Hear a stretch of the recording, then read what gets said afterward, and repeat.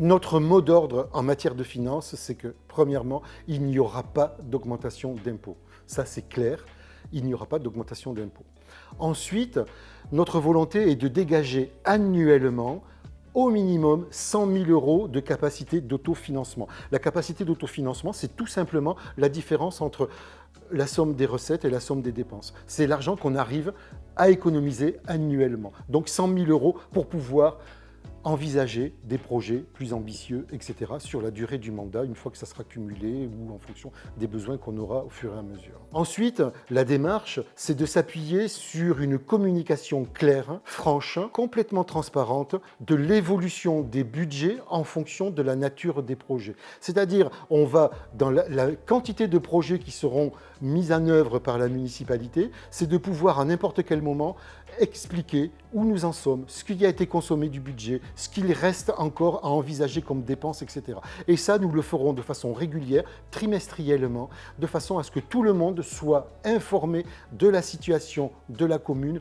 au regard de ses ambitions en termes de réalisation de projets et de comment les finances suivent la réalisation de ces projets-là. Pour terminer, on pose souvent la question dans une équipe municipale de qui va s'occuper des finances. Nous, on n'a pas eu du tout ce genre de discussion. S'il y a bien un consensus au niveau de l'équipe, c'est de faire reposer le suivi des finances sur un collectif issus du conseil municipal, bien sûr, mais composé de personnes qui ont fait leurs preuves dans leur domaine respectif professionnel, que ça soit dans la fonction publique, dans les fonctions territoriales, etc., et qui sont à même de pouvoir aller chercher au plus près de la source possible de financement, de subventionnement, etc.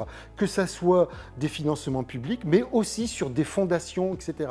Donc on a une convergence de compétences qui peuvent permettre d'étayer toute la démarche de la commission finances. Il est clair que dans cette démarche-là, nous ne vendrons pas le patrimoine communal.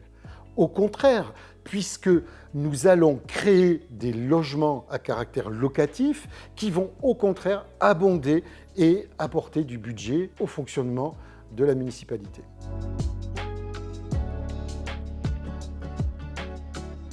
Tout simplement en baissant les indemnités des élus.